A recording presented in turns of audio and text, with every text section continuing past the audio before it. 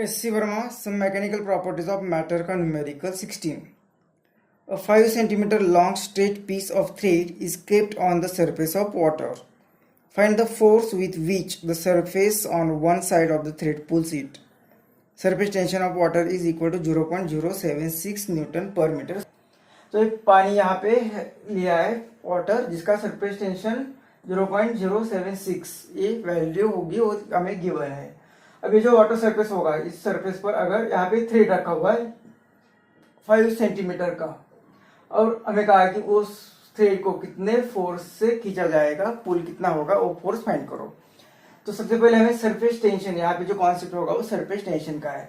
कोई भी यहाँ पे वाटर सरफेस होगा तो इस वाटर सरफेस पर अगर हम इमेजिनरी लाइन ड्रॉ करते हैं, इमेजिनरी लाइन, तो ये वाटर सरफेस मतलब यहाँ पे सभी जगह पे वाटर के मॉलिक्यूल्स होंगे, उनमें कोहेसिव फोर्स होता है, किसी भी मॉलिक्यूल्स एक दूसरे पर कोहेसिव फोर्स एक्ट करते हैं। तो इस इमेजिनरी लाइन के उस साइड में भी वाटर मॉलिक्यूल होंगे, इस साइड में भी वाटर मॉलिक्यूल होंगे।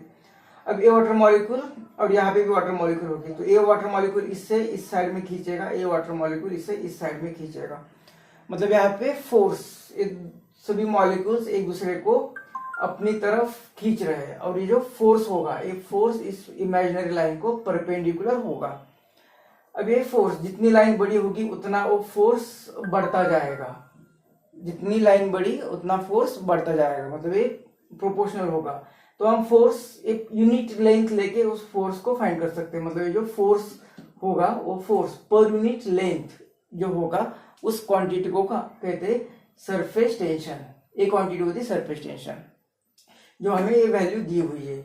और ये जो इमेजिनरी लाइन है, अब इसकी जगह पे एक थ्रेड रखा हुआ है क्वेश्चन में, तो इस थ्रेड को इस साइड में या इस साइड में, दोनों साइड में पुल किया जाएगा। मतलब वो फोर्स कितना एक्ट होगा वो डिपेंड होगा कि वो थ्रेड की लेंथ कितनी है और ये सरफेस टेंशन कितना है। मतलब ये फोर्स जो होगा वो फोर्स होगा T इंटू एल। अब हमें ये फोर्स फाइंड करना है और T दिया हुआ 0.076 और लेंथ दी हुई 5, तो ये फोर्स 5 और ये सेंटीमीटर में दिया हुआ है 5 सेंटीमीटर, तो इसे मीटर में करेंगे तो 10⁻²। और क्योंकि ये यहाँ पे न्यूटन पर मीटर में है तो ये force is equal to 5 multiply करेगा तो 5 6 30, ये 3, ये 5 7 35 और ये 38, मतलब 3 और ये 3 और ये 3 के बाद डेसिमल और ये 10⁻², मतलब F इज इक्वल टू 3.8 लिखेंगे तो ये 10⁻³ न्यूटन।